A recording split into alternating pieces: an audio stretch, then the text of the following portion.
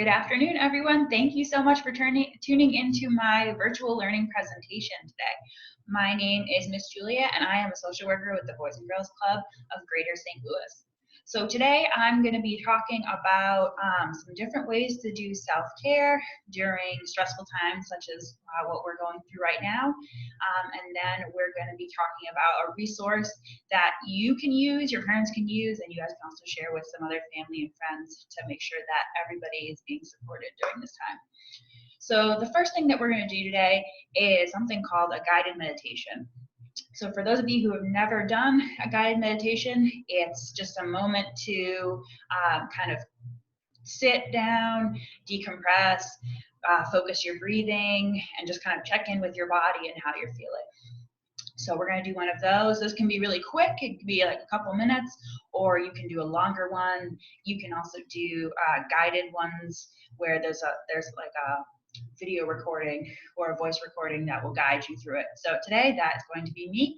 So first thing I need you to do is to get seated in a comfortable chair or on the floor on your bed, something that is solid and sturdy and can support your back and your legs and your body, and just so that you can really sink into it and relax. So I'm sitting in a pretty sturdy chair.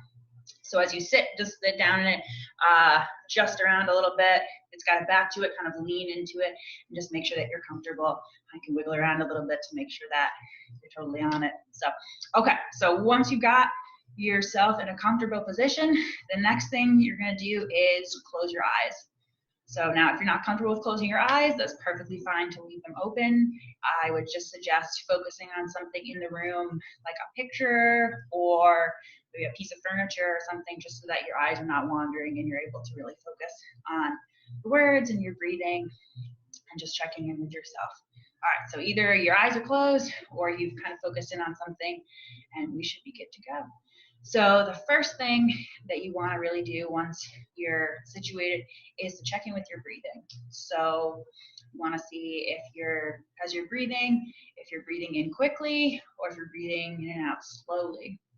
So our goal is to have you breathing in and out very slowly. So you're going to be breathing in for 5 counts and then be holding it for 5 counts, and then you're going to release it for 5 counts. So by controlling your breath and slowing everything down, it slows down your heart rate, it calms you down, it just gives you a moment to really focus on that, focus on the breathing. So that's what we're going to do. So the first thing you want to do is breathe in. So really breathe in for 5. So okay, and you're going to hold it for 5. 1, 2, 3, 4, 5, and then you're going to release for 5. So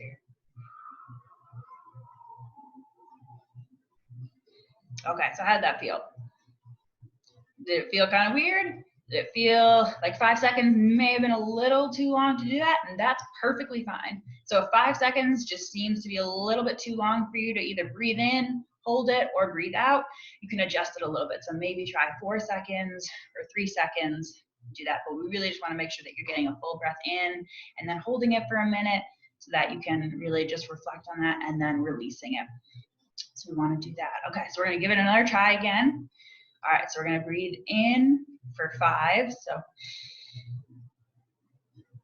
then you're going to hold it for 5. All right, then you're going to breathe out. So some of the best ways to control how you're doing your breathing is to breathe in through your nose and then out through your mouth. You don't have to do this, but I find it especially a good way to do it. You can control it. It changes things up a little bit for you. Okay, so we're going to repeat that another 3 times. So do it at your own pace. So I'm just going to do mine now. So breathe in.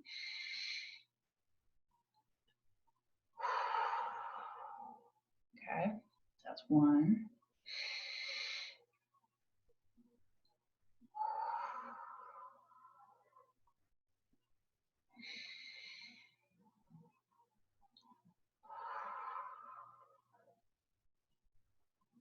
All right, so once you're done with those 3 rounds of breath, kind of check in and see how you're feeling.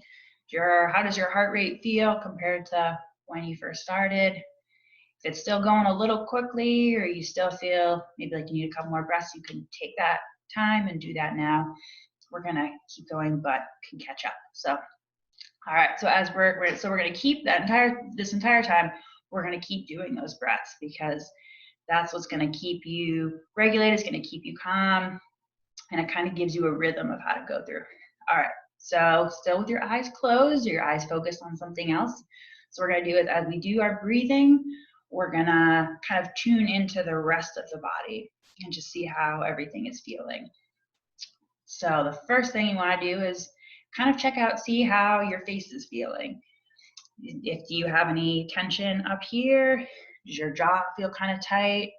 How about maybe like down here? Just how are things feeling? So as you're breathing in and you're breathing out, kind of check in. You can move your face around a little bit, see how that's feeling. If anything feels uncomfortable, if you have any tightness up here, you can kind of bring your eyebrows up and hold them for a few seconds and then drop them down.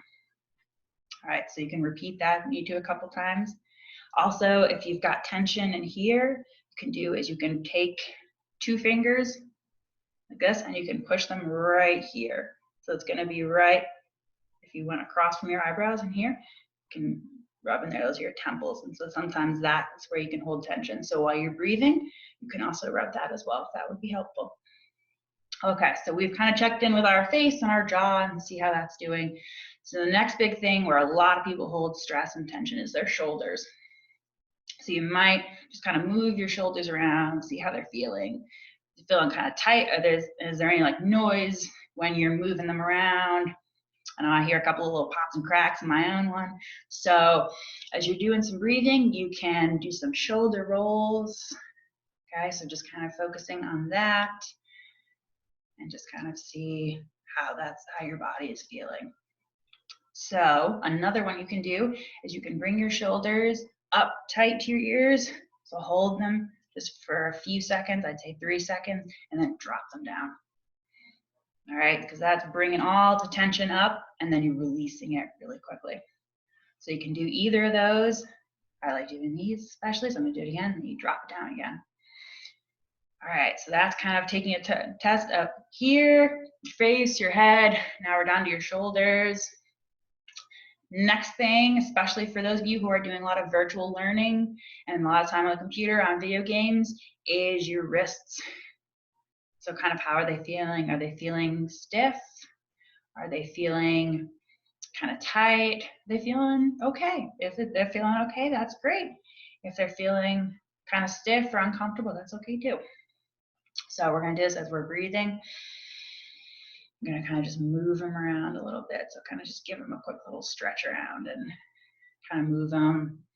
Go at your own pace. We don't want anybody hurting anything or making things a little worse. So I can kind of feel how it is. Okay. So once we've got that, the next thing you're gonna focus on is, this is why you wanna be sitting in a comfortable chair, is your hips. So you wanna be, so at hips, you can hold a lot of tension in those as well if you're sitting a lot. But actually, if you're just stressed out in general, a lot of times other parts of your body will get tense, and it will all kind of travel down your back and your back muscles and kind of settle in your hips. So if you notice some hip tension, this is one of those times. So you can sit and you can either put your hands on either side of your hip bones and kind of rub those as well, or you can also just do a little bit of movement around. So if you want to move in your chair a little bit, you can do that, but just kind of focusing on that a little bit. You can also do, like with your shoulders, you can tense for a few seconds and then release a little bit. This can also be helped by getting up and moving around a little bit. So if you are sitting at a computer for a long time or sitting playing video games, getting up for a few minutes and just walking around and stretching those out, stretching out your hips and your legs, that can be a very helpful thing to do as well. All right, so we're moving down past your hips. So we've done your head, your face, your shoulders, your wrists, and then your hips. And so now we're moving down to your knees. So before we do that, I want to check in and see how the breathing is going. So are you still doing your 5 counts in and then holding them and doing your 5 counts out? All right, awesome. Okay. All right. So we're gonna move down to our knees, building on that. So knees, you can also, especially since they're a joint, you wanna make sure that they're doing okay. Kind of see if you've got some tension in those as well. You can do is like rub your knees, like put your palm on the top of your knees, and then your fingers can stretch down, and you can kind of move it around a little bit. Once again, getting up and moving around can also be helpful to do this. All right, so once you've got kind of your knees moved around a little bit, then you can also do is just look at your legs in general. So you can like bounce your legs up and down a little bit, have your feet flat on the ground, and then just go up on your toes. So bouncing your legs around. You can bounce them up really high like me so you can see your knees, moving them around. Yep, so you can do that to get things moving a little bit. This you can do while you're doing some of your virtual learning, get things moving a bit, kind of get things loosened up a little bit and do something like that. All right, so the last thing we're gonna do is your ankles. So if you are, once again, if you're sitting a lot or you're just tense in general, your ankles can be something that get very tense. Your feet have a lot of bones in them and there's ligaments and muscles in there, so that can all get very tense. So you wanna make sure that you're loosening those up. So you're gonna take your ankle and you're gonna point your toe, and then you're gonna bring your foot around in a circle. So pretend that this is my foot. So you're gonna have your foot pointed, and then you're gonna bring it around in a circle. So you wanna make sure you're doing that. Make sure to go slowly. You don't have to go really quickly around because you don't wanna hurt anything. And then you can always do is point your toe, and then you can do something called flexing it, which is where you push your toes up towards the sky, only as far as you are comfortable doing that. So you can do that, and that can be a way to stretch things out as well, and it'll stretch some of your leg muscles. All right, so that is kind of checking in with all of our body. So just to review, you start up at the top of your head, go down here to your shoulders, then your wrists and your hips, your knees, your ankles, and your toes. So if there's any other spots in your body that feel uncomfortable or still feel kind of tight, definitely go back and revisit those. Do some moving around. Make sure that you're getting up and moving around during the day. Kind of checking with yourself and make sure to keep doing that deep breathing. All right, so that was your first guided meditation. So at the end of it, we want to make sure that you're finishing up your breaths. You want to do maybe 3 sets of those breaths again, just to kind of close things out. And then you want to slowly, if you have your eyes closed, open your eyes back up. So take a minute and see how you feel. If you need to, like I said, go back and kind of focus on certain areas or do more stretches or do more exercises, then definitely do that so that you're comfortable. All right, so the next thing I want to talk about is some self-care activities. So I don't know if you've heard about self-care, if this is something you've talked about with your family, with your friends, with teachers, with other people at your school, but self-care is a really important thing for everybody to do. So the nice thing about self-care is that there's not one way to do it. There's many different ways, there's many different activities you can do, and you can be as creative as you want, or it can be as simple as you want. So I'm gonna give you guys some ideas to kind of kickstart that self-care journey and that self-care process. And you can also do is, I believe, comment below if you have other ideas for self-care. And at the end of this video, I will also give you guys an email address if you have questions about self-care or about the meditation I did or anything else, that you can send those in and we can make sure that we get those addressed for you. All right, so the first type of self-care that you can do is taking a warm bath or a warm shower. So by getting into this warm space, it helps your muscles relax. Just like the meditation that we did where you're paying attention to all the tension in your body, having a warm bath or warm shower is another step to helping to relax all of those muscles. So you can do that. You can also go in there and do some of that deep breathing that we just did, those breathing exercises, and it's just a way to help you relax. It also puts you into a quieter place by yourself in the shower or in the bath. So that can be something that can be really helpful to do too. The next thing that you can do is you can go for a walk if it's a safe thing for you to do. Now, this doesn't mean you gotta go walk around your neighborhood, you got to go walk to somebody else's neighborhood. You can even go and walk out to your front, like your front step, or open the front door and just walk out a little bit, or walk around in your backyard. Just make sure that you're getting some fresh air and you're kind of getting a little bit of a change of scenery, especially if you've been inside. Now, if it's not safe to do that, I would definitely not recommend going out and doing that. But if there is a way that you can do that, or just get up and walk around the house a little bit, move around from a different space that you've been sitting to do work or video games or something, that would be awesome to do too. Okay, so the next thing you can do, which we all just did, was you can meditate. So there's a lot of different meditation apps that you can use. There's also a lot of free YouTube videos. So if you don't want to download an app onto your phone, just go onto YouTube and Google meditations. You can do meditations for sleep. You can do meditations for anxiety. You can do meditations for more energy. You can do meditations for all sorts of things, which is super cool. And you can do them for all different lengths. You can do a 5-minute one, you can do a 2-minute one, you can do a 30-minute one. It's really great. So I would definitely suggest looking up those and seeing what they've got. They've also got combinations of yoga and meditation, so you could even do that and explore those as well. All right, so the next thing you could do is, if you like to write, you can do some journaling. So you can write down all different types of things. Write down how you're feeling. You can write down how your day was. If you're stumped on what you want to write, you can go online, and there are so many journal prompts that can be like questions or statements that you can respond to, or can kind of get you thinking. Some of them even have pictures that you can look at and then write out, write about. So do all different kinds of things. So it's very cool. It's very open to you.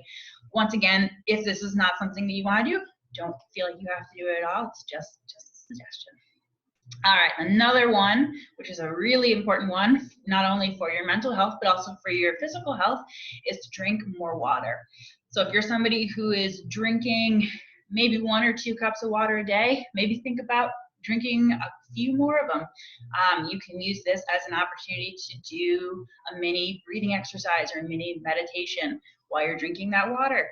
You can drink it really slowly, and as you're doing that, you can focus on your breathing. You can focus how your body is feeling, if it's relaxing or anything while you're drinking the water, and you can make sure that you're doing that. But really try to make sure that you're getting water.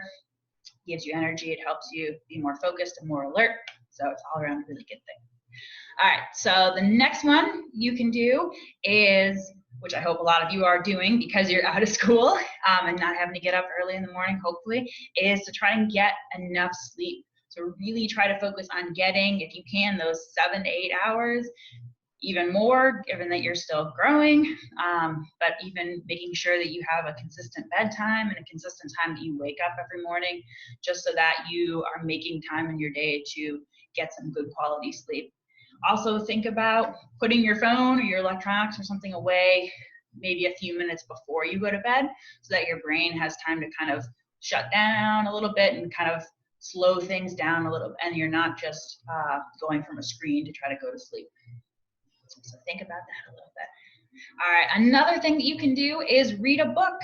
I know a lot of you are probably spending a lot of time on screens, doing the virtual learning, maybe doing video games, maybe doing video chat with friends or family.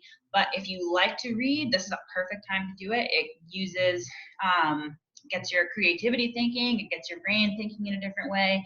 It's a little bit of a break for your eyes from looking at a screen, so you could do something like that. If there's a good book you've been really wanting to read, this can be the time to do that. Another thing you could do is to take a technology break if you are able to. I know with homework all being online, it may be a little bit hard to, but maybe think about doing some of the other self-care activities that I just mentioned that don't involve doing a screen. So really making screen time only a certain part of your day, and then having maybe half an hour or 45 minutes where you're not on a screen at all and you're just really focusing on doing something else, maybe even just like taking a nap if you want to, or reading a book or doing journaling or something, but just kind of unplugging from the screens, maybe from the news if you need to, if that's something that's making you nervous or anxious.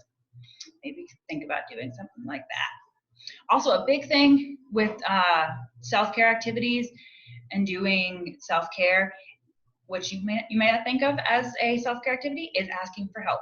So especially during a time like this with coronavirus, with a lot of uncertainty, with a lot of changes going on from being in school to being at home, you may be nervous, you may be anxious, you may be kind of confused, you may be kind of frustrated that you're in the house all day, and that's totally fine. But the big thing is to let somebody know how you're feeling.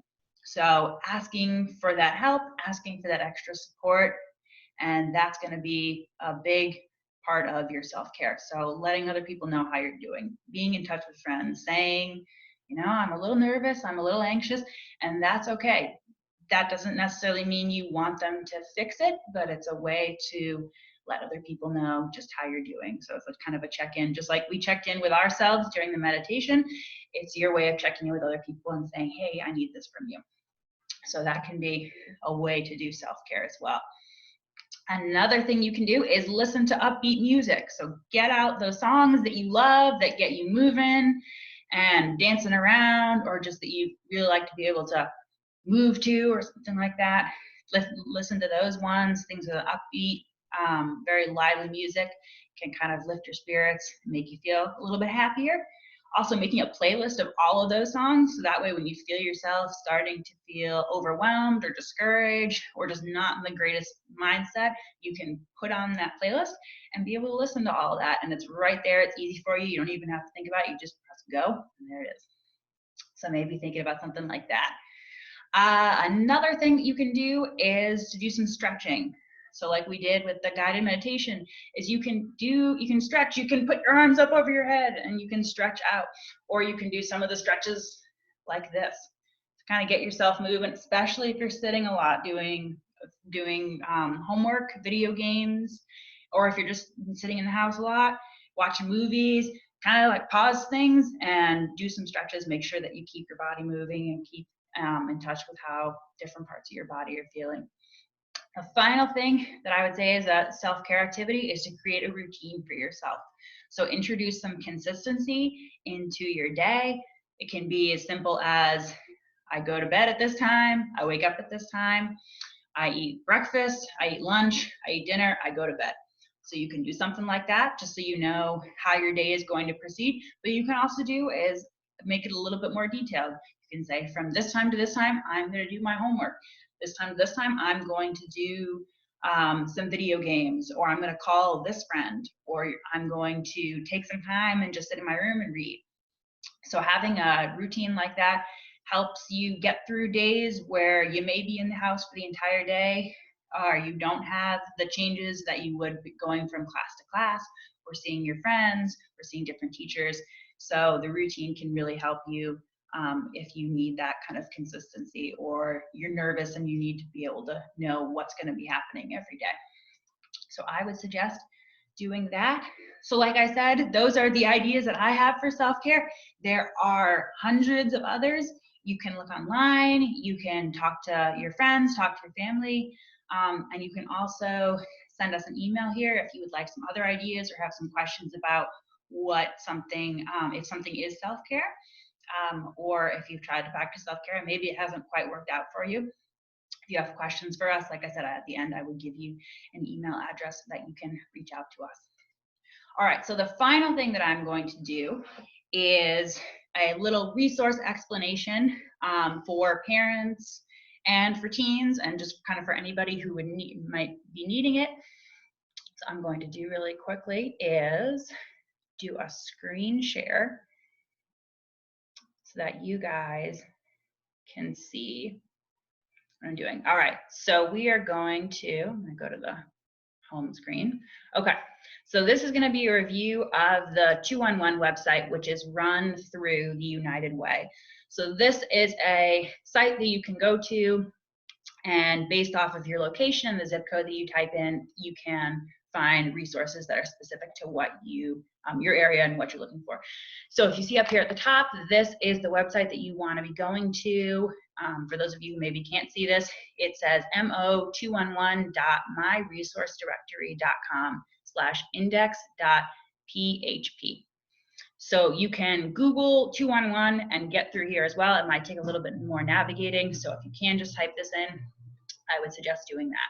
So you will get to this page, and then you can scroll down a little bit and you will see, I just set that up. Okay, so you will see here, it says enter zip code. So you want to do the zip code for where you're living, where your family members are living. Well, wherever it is you're looking for resources, that's the one you want to put in because it will give you something specific. Okay, so I'm going to do this one really quick. So you type it in and you hit next. All right, so you see down below it says please choose a topic below. So you're going to scroll down a little bit, and this will list all of the different types of resources they have access to or they can provide to you. So as you can see, it says food, housing and utilities, clothing and household items, transportation, legal and public safety, education, health, wellness, and dental, employment, income support, individual and family support, mental health and addictions, environment, arts and recreation, disaster services, consumer information, and municipal services. So all these, and if none of what you need is covered in here, you can also enter a custom topic to search.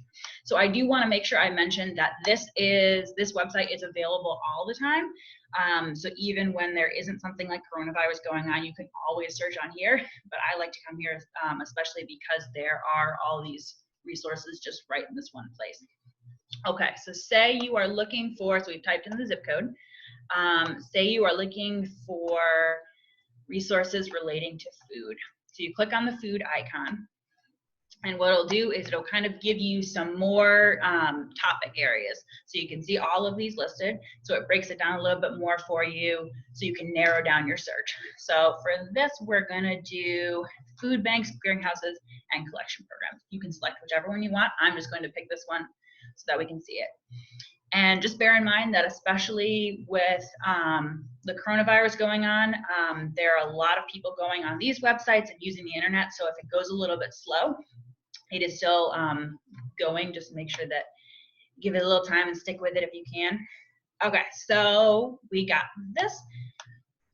So these are the results that came up with this search. So we've got Operation Food Search, the St. Louis Area Food Bank, and St. Louis University Center for Service and Community Engagement. So as you see, when I put my mouse over them, you can click on the site and go to the direct website. It also gives you the address, the phone number, and then it gives you a description of who they serve and the services that they provide.